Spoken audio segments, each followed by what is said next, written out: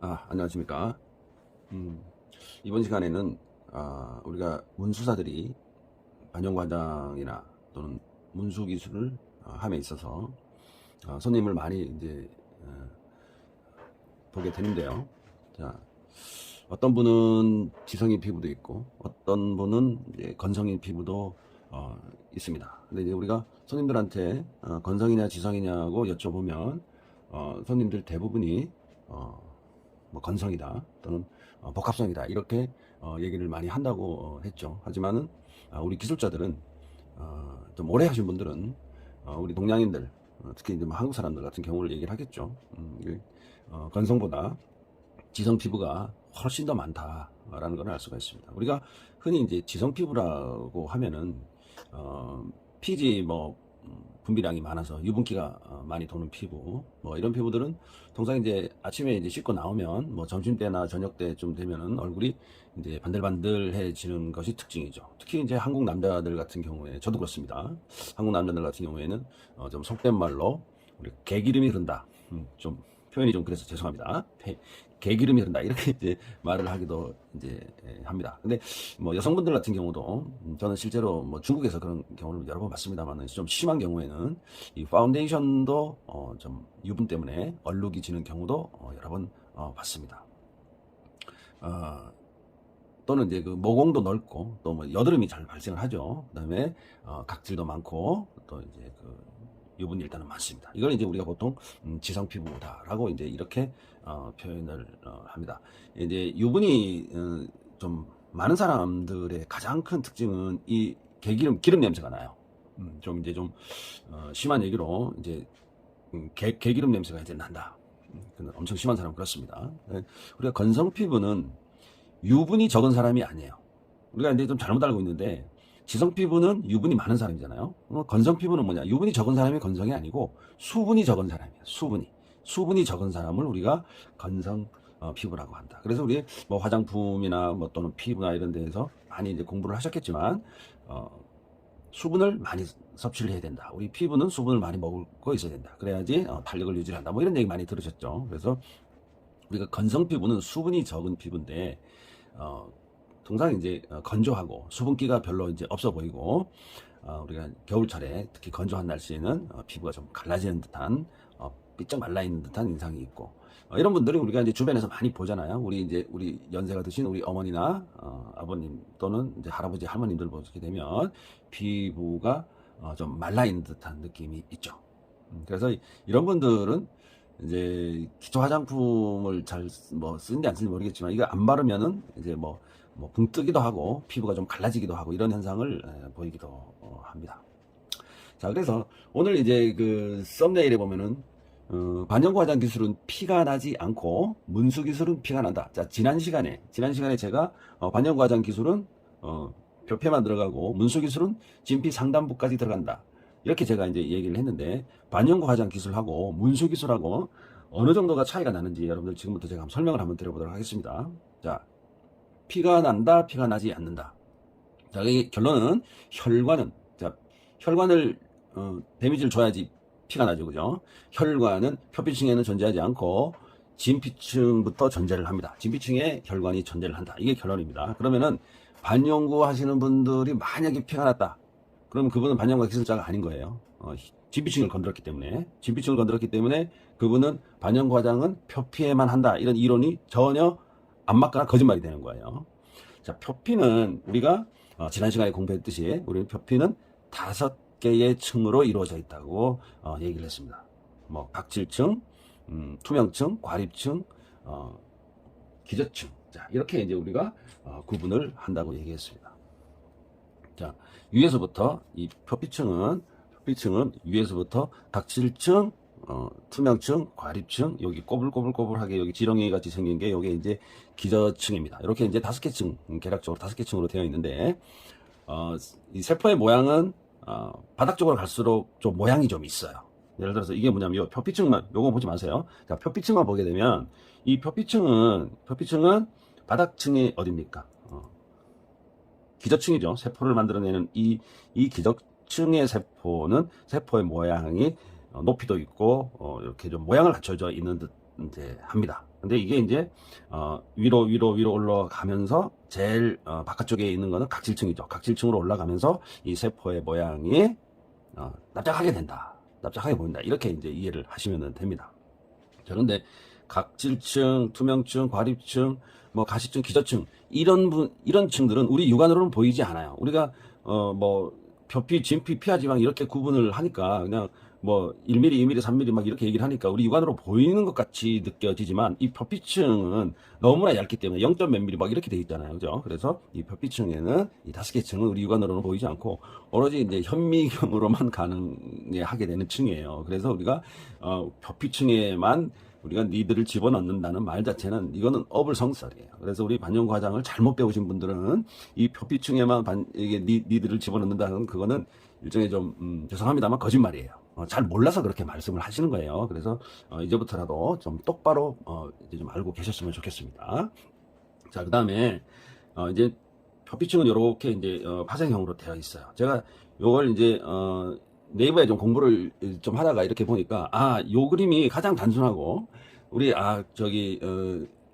유저들 우리 이제 구독자분들에게 가장 알기 쉽게 표현한 그림이다. 이렇게 해서 요거를 우리가 피부의 구조를 네이버에 치면 너무나 복잡한 사진들이 너무 많습니다. 헷갈립니다. 그래서 반영구 화장하는 사람들이 저 정도까지는 사실은 몰라도 된다. 근데 이제 화장품 제조사나 조제사인가요? 화장품 조제사나 아니면 피부를 연구를 하시는 분들은 반영구 화장하시는 분들보다 조금 더 많이 알고 계셔야 돼요. 근데 반영구 화장하시는 분이나 저희들 같이 문수사들은 제가 지금 설명하는 것 정도만 알고 계시면은 전혀 문제가 없습니다. 만약에 시험 문제가 나더라도 특별하게 피부를 전공하거나 뭐 화장품 조제사 같이 그런 어려운 문제가 나지는 않습니다. 그래서 이 기본적인 내용도 우리가 이제 틀리거나 잘못 알고 있는 부분이 있어서 제가 좀 바로잡아 드리는 거예요. 자, 진피층. 자, 진피층은 결합 조직으로 되어 있는 부분입니다. 여러분들 아주 쉽게 알 수 있는 그림이 바로 이 그림입니다. 자, 표피층하고 진피층하고 결합이 되어 있습니다. 자, 피부의 구조의 그림 중에서 이런 그림은 그렇게 좀 많지 않은 것 같아요. 그냥 이제 단면 이제 그림이 많은데, 자, 요거 보시면 표피층하고 진피층하고 어떤 이렇게 결합 구조가 꽉 이렇게 맞물려 있는 그런 구조를 하고 있다라는 걸 여러분들이 아실 수가 있습니다. 이게 바로 이제 콜라겐하고 엘라스틱하고 같이 구성이 되어 있는 거죠. 그래서 콜라겐은 뭡니까? 어떤 질기고 안 질기고 하는 부분을 우리가 말하는 거고, 그 다음에 엘라스틱은 바로 탄력성을 말하고 있는 것입니다. 콜라겐하스 파이버, 뭐 이렇게 엘라스틱 파이버, 이렇게 얘기를 이제 하는 건데, 이제 조금 어려운 얘기나 한문이나 이런 거 제가 좀 이렇게 뭐 영어도 못하지만 이제 좀 기본적인 걸 말씀을 드리면 조금 어려워하시는 분이 계셔서 이제 앞으로 영상은 아주 쉬운 용어로만 제가 이제 구성을 하도록 하겠습니다. 그래서 자, 이 진피하고 표피는 결합 조직으로 되어 있다. 그래서 악효섬유, 질기거나 안 질기거나 하는 악효섬유, 그 다음에 탄력섬유, 엘라스틱이라는 탄력섬유를 같이 이렇게 되어 있다. 그래서 진피 결합 조직은 또 이제 매우 치밀한 어떤 결합 조직을 가지고 있다라고 합니다. 그래서 이 섬유다발로 짜여진 그물 속에는 바로 정말 중요합니다. 이거 여러분들 문수사나 반영과장 하시는 분은 이거 필수적으로 알아야 돼요. 혈관, 림프관. 자, 여기다 다시 적어드릴게요. 혈관, 림프관, 신경. 자, 엄청 중요합니다. 제가 만약에 문수사 시험을 만약에 출제하는 출제위원이다. 그럼 저 이거 냅니다. 반드시 냅니다. 이거는 뭐 누가 어떤 출제관이었어도 이건 아마 이걸 놓치고 가면은 그분은 잘 모르시는 분일 거예요. 그래서 자, 혈관, 림프관, 신경이 들어있는 곳이 어디나, 또는 피부의 털, 여러분들 피부 구조도에 보시면 피부의 털, 땀샘 이런 게 있죠. 한샘 이런 게 있죠. 그래서 자, 중요한 게 우리는 피가 나냐, 그 다음에 유분이 나오냐, 그 다음에 아프냐 안 아프냐. 자, 이 세 가지가 엄청 중요합니다. 자, 그래서 자, 한번 보겠습니다. 혈관하고 림프관하고 신경이 어디에 들어가 있느냐. 자, 여기에 진피층에 혈관이 지나갑니다. 정맥, 동맥이 다 지나가요. 자, 혈관이 막 지나가고 있어요. 자, 이런 부분에서 혈관이, 자,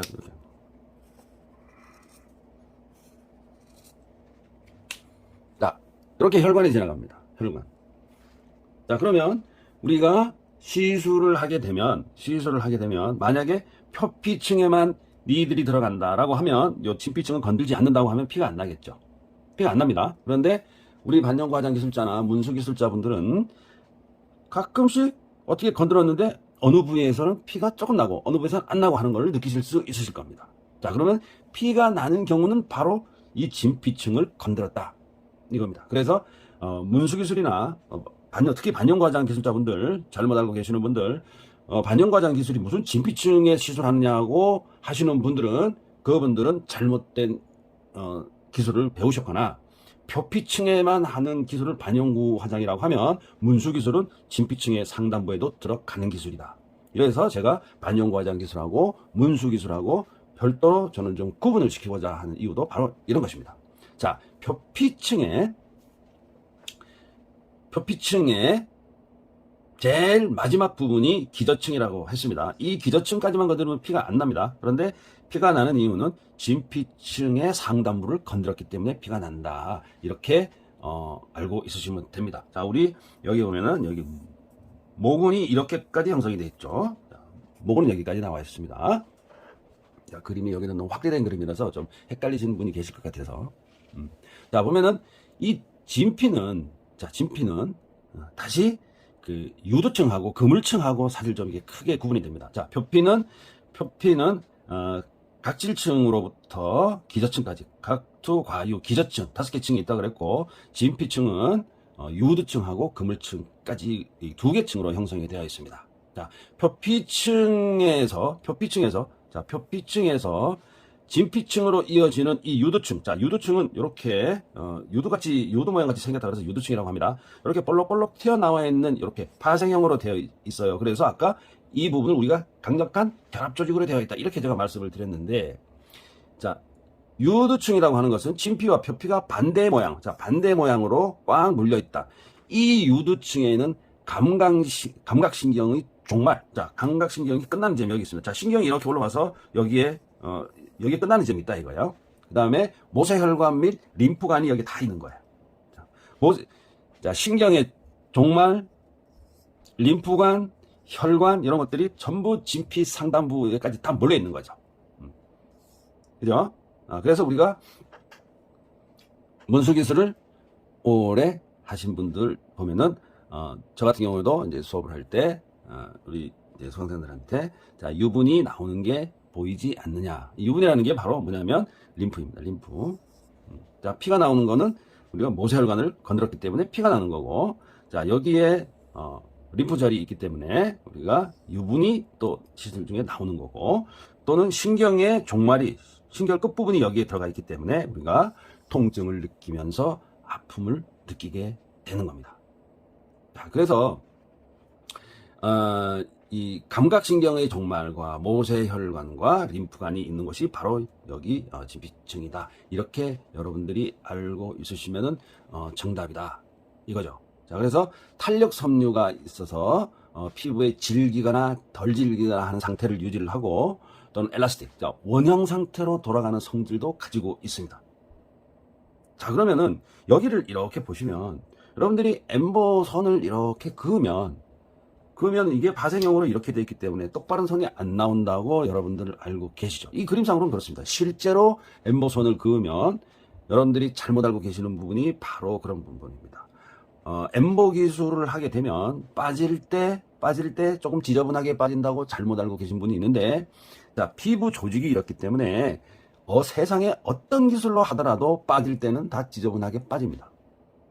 이해하셨어요? 근데 기술이 좋은 사람은 빠질 때 조금 덜 지저분하게 빠질 수 있는 기술을 가지고 있는 것이지, 어떤 기술이, 피부 조직이 이렇게 생겼는데 어떤 기술은 깨끗하게 빠지고 어떤 기술은 덜 깨끗하게 빠지고, 이런 기술은 존재하지 않는다는 것입니다. 자, 아까 조금 전에 말씀드렸듯이, 자, 실력이 좋은 사람과 실력이 나쁜 사람, 실력이 좋은 사람과 실력이 별로 없는 사람의 차이가 여실히 나타나는 부분이 바로 조금 전에 말씀드렸듯이 피부가 질긴 상태. 자, 질긴 상태가 뭡니까? 콜라겐이죠. 콜라겐. 자, 그 다음에 탄력을 유지하는 상태, 이걸 엘라스틴이라고 했는데, 자, 이 2개의 성질이 있어요, 피부는. 근데 우리가 엠보니들로 쫙 그었을 때, 엠보니들이 잘 나가거나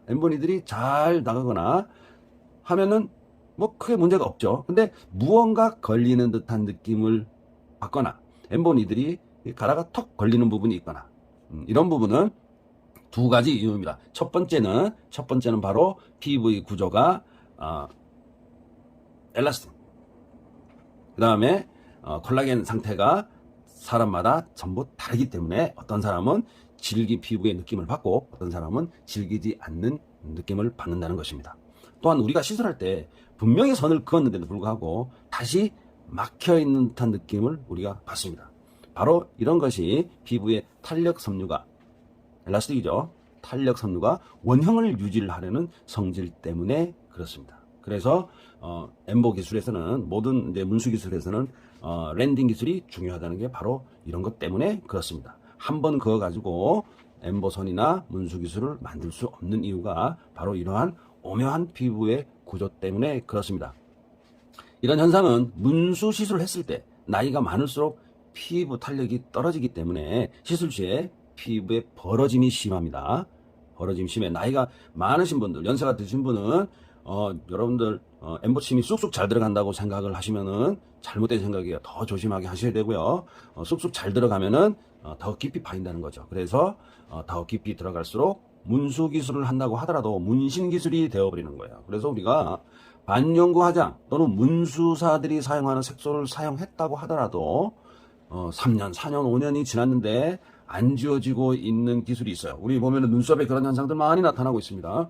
이런 기술들이 바로 콜라겐이나 엘라스틱 성분, 그러니까 질기거나 우리가 피부의 탄력성을 좀 덜 공부를 하신 분들이 기술하고 어떤 접목이 되는 탄력과 콜라겐 성분 자체를 엠보침과의 어떤 관계, 이런 공학적인 걸, 인체공학적인 거를 좀 덜 배우신 분이나 잘못 배우신 분들이 바로 이런 현상이 일어나게 됩니다.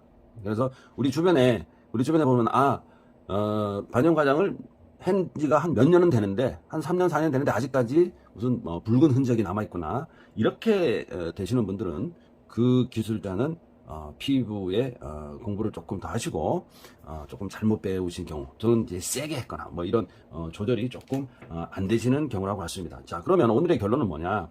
니들은 그럼 얼마만큼 집어넣으라는 거냐 하면, 자, 진피층 상단부까지는 니들이 들어갑니다.